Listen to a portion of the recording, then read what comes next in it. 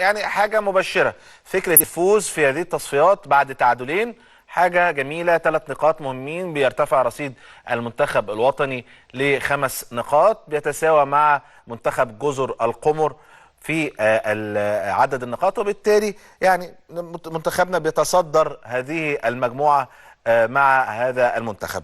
وبالتالي احنا ممكن نكون شفنا بعض المصريين شاف ان النهارده الاداء بالرغم الفوز ان اداء ممكن يكون مش بالجيد، ولكن خلينا ندي اعذار شويه لمنتخبنا اللي ممكن ظروف كورونا او مده الفتره اللي فاتت مفيش معسكرات، مفيش تجمعات للمنتخب طويله الامد او طويله الوقت بالنسبه للكابتن حسام البدري عشان يقدر يعمل ويركز مع اللاعبين بشكل كبير، وده جزء مهم جدا جدا جدا للجهاز الفني للمنتخب الوطني.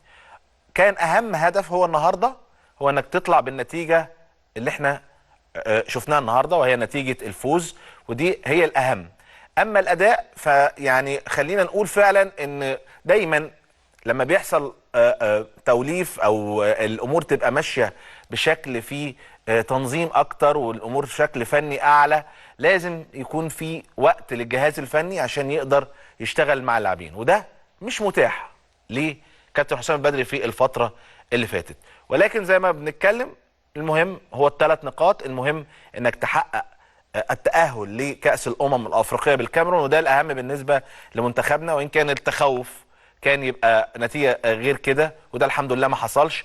زي ما انتم شايفين بقية المجموعة تعادلات كلها، الأمور بالنسبة للمنتخبات الأخرى تعادل، فبالتالي أنت المنتخب الوحيد اللي فاز في هذه الجولة. مبروك لمنتخبنا، مبروك للاعبين، مبروك لكابتن حسام البدري، مبروك للجنة الخماسية. إن شاء الله عندنا مباراة كمان يومين، وبالتالي لسه مازال مشوار التأهل لكأس الأمم الأفريقية موجود.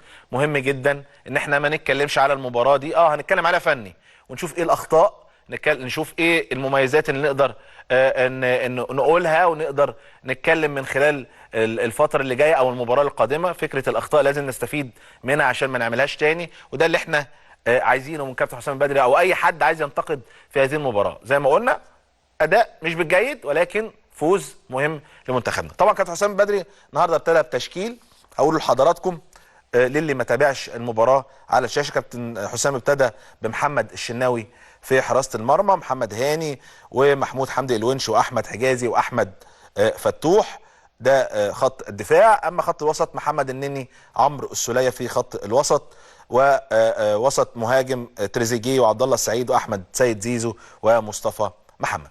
انا يعني برضو عايز اضيف في جزئيه مهمه جدا.